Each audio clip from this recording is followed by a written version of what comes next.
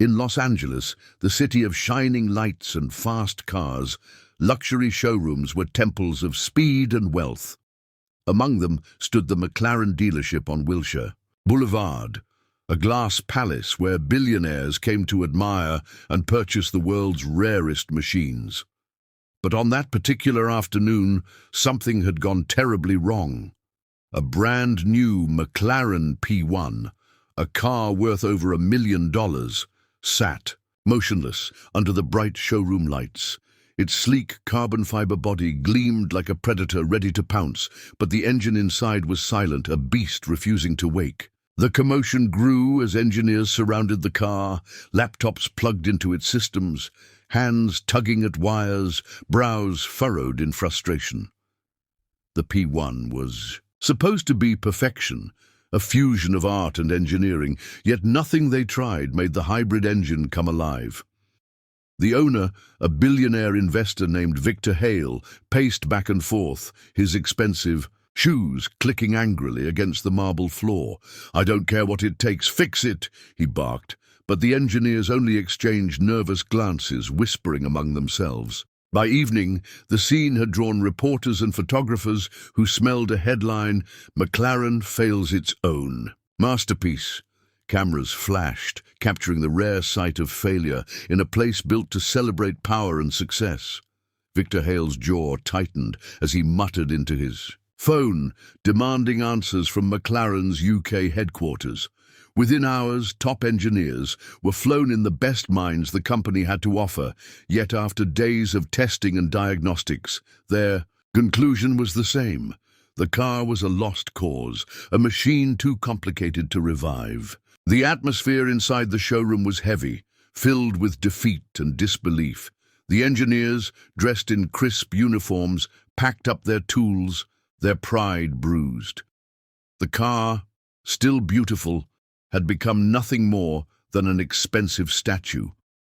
Guests and clients who had come to witness its unveiling shook their heads, whispering about wasted millions. Victor Hale leaned against the window, staring out at the rain-soaked Los Angeles streets, his frustration boiling into hopelessness. For all his money and power, even he couldn't force this miracle machine to breathe. Just as the crowd began to thin and reporters prepared to leave, fate intervened in the most unexpected form. A young woman walked past the glass showroom doors, her boots splashing lightly in the rain puddles outside. She was nothing like the sharply dressed executives or engineers inside. Her jeans were faded, smudged with oil stains. A black leather jacket clung to her shoulders, its sleeves worn from years of use. Stray strands of dark hair clung to her forehead as she paused, peering inside with quiet curiosity. Her name was Ava Carter, 26 years old, and she lived a world away from this showroom's opulence. She ran a tiny garage in East Los Angeles, a place more known for patching up old pickup trucks than touching million-dollar machines. But cars had been her passion since childhood. Raised by her father, a small-time street racer who taught her to listen to engines the way musicians listen to instruments, she had grown up with grease under her nails and fire in her heart. While others studied textbooks, Ava studied carburetors and circuits, learning by touch, trial, and instinct. The guards at the showroom doors almost waved her away, but curiosity carried her inside. The room quieted as the sight of her broke the polished uniformity of the crowd. The engineers looked her up and down, smirks forming as if she were a misplaced figure in a painting of wealth. But Ava ignored their stares. Her eyes, sharp and steady, were fixed on the silent P1. There was something in the car's stillness that called to her, a challenge whispered only to those who truly understood machines. Victor Hale, desperate and irritated, caught sight of her. "We're closing," he said flatly, his voice edged with exhaustion. Ava hesitated, then spoke softly, almost unsure if he'd listen. "Mind if I take a look?" The words hung in the air, met first by stunned silence, then laughter. One of the engineers chuckled openly. "You? Do you even know what that is? This isn't some broken-down Honda." Ava's lips curled into the faintest smirk. She had been underestimated her whole life, and yet here she stood. Victor's eyes narrowed, sizing her up.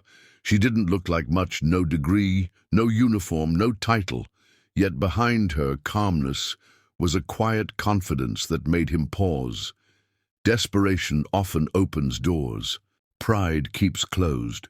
He exhaled sharply, waving a hand. "Fine, do what you want, but if you make it worse, you'll answer for it." The engineers scoffed, shaking their heads, but Ava didn't flinch. She rolled up her sleeves, revealing arms marked with small scars and burns, the badges of a mechanic's life. Slowly, she approached the P1, her boots echoing against the marble floor. For Ava, standing before the McLaren was like standing in front of a masterpiece painted by another artist. She could feel the weight of its design, the brilliance of the engineers who created it. But she also sensed its flaw, the quiet tension within its silence. Resting her hand lightly on the hood, she closed her eyes for a moment, listening. To the onlookers it seemed absurd, as though she thought the car could speak. But to Ava, every machine carried a voice, faint but clear to those who cared to listen. The engineers watched with folded arms, waiting for her to embarrass herself.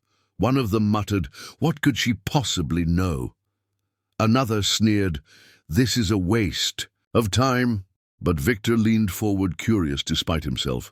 Ava crouched by the engine bay, examining each connection, each wire, her mind moving faster than her hands. She wasn't dazzled by its price or complexity. She treated it the same way she treated the old Mustang in her garage. Machines, she believed, didn't care about prestige, they only cared about being understood. The silence in the showroom deepened as Ava continued her inspection, the tension mounting with every passing second. No one expected her to succeed, but for the first time that day, Victor felt a flicker of something he hadn't felt since the chaos began: hope. The girl with oil-stained jeans and a leather jacket might have been an outsider, but sometimes outsiders see what insiders cannot. And as Ava tightened her grip on the wrench, ready to prove herself, the story of the McLaren that no engineer could fix was about to take an unexpected turn. The engineers shifted uncomfortably as Ava walked closer to the McLaren. Her hands were steady, movements deliberate, as though she were approaching something alive rather than a dead machine. She reached for the hood latch, and with a swift motion, the carbon fiber cover lifted to reveal the masterpiece of wires, tubes, and polished metal. The engineers smirked at the sight, confident she would be overwhelmed. But Ava's eyes lit with quiet recognition. The way an artist recognizes brushstrokes. She didn't see chaos. She saw a puzzle waiting to be solved, and puzzles never intimidated her. The showroom had grown silent. Guests who had stayed out of curiosity now leaned forward, whispering among themselves. A billionaire's car had been declared impossible to fix, yet this young woman in oil-stained jeans stood there like she belonged. Victor Hale folded his arms, his expression unreadable, though his eyes betrayed curiosity. He had seen arrogance from experts before, but Ava didn't radiate arrogance, she radiated certainty. With a rag from her jacket pocket, she wiped her hands and leaned closer into the engine bay, ignoring the stares that burned against her back. Unlike the engineers, Ava didn't immediately pull out a laptop or checklist. Instead, she closed her eyes, inhaled, and listened. To the untrained ear, the car was lifeless. To Ava, the faint clicks and sputters were whispers of what lay wrong beneath the surface. Her father had once told her, "Engines speak if you care enough to listen." And she had learned to listen better than anyone. Her fingertips traced the wiring harness, feeling for inconsistencies. Her eyes followed each line and valve, noting details the engineers had overlooked. This wasn't guesswork. This was instinct, sharpened over years. The engineers scoffed loudly, trying to mask their unease. "She's stalling," one muttered. "Probably doesn't even know where to start." But Ava ignored them. She had grown up hearing those same tones of dismissal from teachers, competitors, and even clients who underestimated her. Garage because of its size. Yet time and time again, she proved them wrong. Slowly, she reached for a wrench, tightening a component by feel alone. Her motions were methodical, unhurried. She wasn't racing against the engineer's laughter, she was racing against the silence of the machine. Every turn of her wrist carried purpose. Minutes stretched into hours, the hum of the rain outside blending with the quiet clinks of her tools. The crowd shifted, restlessly, yet their eyes never left her. She cleaned contacts, realigned sensors, and replaced a minor connector the engineers hadn't bothered to check. They had relied on data, charts, and cold logic. Ava relied on experience, intuition, and a love for machines that made her notice the smallest irregularities. Her hands moved like a pianist's across keys, coaxing music from silence. Sweat dotted her brow, but her focus never wavered. She was in her element. Victor Hale watched with growing fascination. He had expected theatrics or failure, yet what he saw was something different. Ava didn't posture or boast.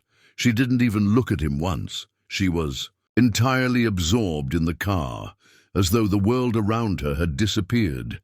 He recognized that expression, the look of someone who truly loved their craft. The engineers, however, grew restless, exchanging anxious whispers. One finally muttered, "If by some miracle it starts, it'll be unstable. She's wasting time." But their voices carried less conviction now. Doubt had crept into their certainty. Finally, Ava stepped back, wiping her forehead with the sleeve of her jacket. The McLaren still sat silent, but its silence felt different now, charged, expectant. She slid into the driver's seat, her hands brushing over the steering wheel, as if greeting an old friend. Cameras rose instantly, phones recording, eager to capture what came next. The engineers smirked one last time, whispering about the embarrassment she was about to face, but Ava's expression remained calm, almost serene. She twisted the key. For a heartbeat, nothing happened. Then, with a deep growl, the machine began to stir. The engine roared to life, with a sound so thunderous it shook the glass walls of the showroom. It wasn't the hesitant cough of a failing system. It was the full, glorious roar of a beast reborn. The crowd gasped collectively, hands flying to mouths as disbelief spread across every face. The same engineers who had mocked her stood frozen, their expressions pale, their certainty shattered. Victor's eyes widened, his jaw slackening. The car wasn't just alive, it was smoother, stronger and sharper than it had been even before the breakdown. Ava had not just fixed it, she had perfected it. The sound filled the room like music, a symphony of power and precision. Phones recorded, flashes exploded, and the story that had begun with humiliation now turned into triumph. Ava leaned back in the seat, her hand resting casually on the wheel, her lips curling into a smirk. She didn't look around for validation or applause. She only said, loud enough for all to hear, "Sometimes you need heart, not just a handbook." The words struck harder than the engine's roar, slicing through the pride of every engineer who had dismissed her. The silence that followed was heavy, broken only by the rhythmic purr of the McLaren. Victor Hale stepped forward, unable to take his eyes off the car. For days he had lived with frustration and disappointment, watching experts fail. Now this young woman had done in hours what others couldn't achieve in weeks. He tried to speak, but found no words. Instead, his expression said it all: astonishment, gratitude, and a hint of shame for ever doubting her. The engineers, meanwhile, lowered their heads, their arrogance drowned beneath the undeniable truth of the roaring engine before them. Ava stepped out of the car, wiping grease from her hands onto the rag she always carried. She didn't bask in the attention or the flashing cameras. To her, this was just another repair, another conversation with a machine that others hadn't cared to understand. but she couldn't deny the satisfaction of proving them wrong. As she looked up, her eyes met Victor's. For the first time since the ordeal began, he smiled, slow and genuine, as if finally realizing that brilliance doesn't always wear a suit or carry a degree. Sometimes brilliance walks in wearing leather and oil stains. The crowd erupted into applause, the sound echoing through the vast showroom. Strangers clapped, reporters shouted questions, and cameras tried to capture every angle of the moment. Ava, overwhelmed, gave a small nod, but didn't linger in the spotlight. She wasn't here to be a hero. She was here because she loved machines, and this one had needed her. Yet even she couldn't deny the electricity in the air, a feeling that her life had just changed. Fixing this, McLaren wasn't just another repair. It was the moment the world finally noticed her. The billionaire's handshake lingered, firm and heavy with respect. For a man who rarely admitted defeat, Victor Hale's gratitude was unmistakable. "You just did what they couldn't," he said, his voice carrying both relief and awe. Cameras flashed, capturing the moment, but Ava's eyes lowered. Humbly, she wasn't there for headlines. Still, within hours, the story spread like wildfire. News outlets picked it up.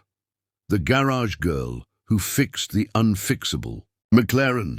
By dawn, her name was trending nationwide, and the small garage in East L.A. she had once struggled to keep afloat was suddenly on every map. The next morning, Ava woke up to find her shop surrounded. McLarens, Ferraris, and Lamborghinis lined the curb outside her modest garage, their wealthy owners, standing in disbelief that this tiny place was now the epicenter of automotive genius. Ava rubbed her eyes, coffee in hand, unable to process how quickly her world had shifted. She had spent years begging for clients, scraping by with routine jobs on sedans and trucks. Now billionaires were waiting in line, ready to hand over their prized machines. The irony wasn't lost on her, but neither was the responsibility. Inside, the garage looked the same. Oil-stained floors, tools scattered, and the lingering scent of gasoline, yet the energy was different. Every customer who walked in treated her not as a desperate mechanic, but as an expert, the expert. Journalists hovered outside, capturing every arrival, turning her daily grind into headlines. Ava didn't let it distract her. She rolled up her sleeves, just as she always had, and got to work. If the world wanted to watch, so be it. She would show them the same care she gave every engine before fame found her. But Ava's story wasn't just about cars anymore. Across the country, people took notice. Women in STEM programs played her clips during workshops, calling her proof that brilliance doesn't come wrapped in titles or diplomas. Mechanics from small towns sent her messages, thanking her for inspiring them to keep going despite being overshadowed by corporate giants. Parents showed their daughters her interviews, telling them, "See, you can build, fix, and lead too." Ava didn't expect to become a symbol, but she embraced it, understanding that her success wasn't hers alone, it was hope for every underdog. Victor Hale, meanwhile, wasn't done with her. He visited her garage a week later, not in his limousine, but walking quietly through the front door. "I want to offer you something," he said, his tone sincere. He proposed funding a new workshop, a state-of-the-art facility where Ava could train others, expand her work, and continue inspiring the next generation. Ava looked around at her little garage, the one that had shaped her, the one that held her father's tools, memories, and lessons. She smiled softly. "I'll build bigger one day, but this place, this is where my heart is." Her refusal surprised him, but it also earned his respect. Victor realized then that Ava's greatness wasn't tied to ambition for money or fame. It was tied to love for machines, for learning, for helping, and so he shifted his offer. Instead of replacing her garage, he funded scholarships under her name for young mechanics and engineers who came from humble beginnings. "The world needs more of you," he said simply. Ava accepted, not for herself, but for every kid who dreamed of, touching greatness with dirty hands and unshakable belief. Weeks later, Ava stood on a stage in San Francisco, invited to speak at a major tech conference. She wasn't used to lights, cameras, or speeches, but when she began, her words flowed like her work, natural and unpretentious. "I didn't fix that McLaren because I'm special," she told the crowd. "I fixed it because I listened. Machines talk and so do dreams. The problem is, most people don't listen long. Enough." Her voice cracked slightly, but it carried weight. The audience erupted in applause, many standing, not just for her skill, but for her authenticity. Back at her garage, life remained grounded. Ava still worked late nights, grease staining her hands, music humming from an old radio in the corner. Fame hadn't changed her rhythm. If anything, it reminded her of what mattered most. Sometimes she paused, staring at the McLaren P1 parked at the edge of her lot, the very car that had changed everything. Victor had insisted she keep it, saying it belongs to the one who brought it back. To Ava, it wasn't just a car. It was a symbol of resilience, of defiance, and of the power of believing. Children would visit her garage with their parents, eyes wide at the sight of the glowing McLaren.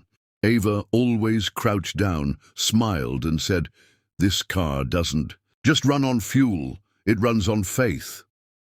She told them about her father, about the lessons of patience, and about the nights she nearly gave up. They listened, inspired, realizing that greatness wasn't born in polished towers, but in places like this, small, overlooked, and filled with heart. For Ava, these conversations meant more than any article or news segment. They were seeds she hoped would grow. Months turned into a year, and Ava's name became a legend in automotive circles. She was invited to test tracks, private collections, and even design labs. Engineers who once mocked her now sought her guidance, yet she remained the same woman who walked into a showroom in oil-stained jeans, daring to try when everyone else walked away.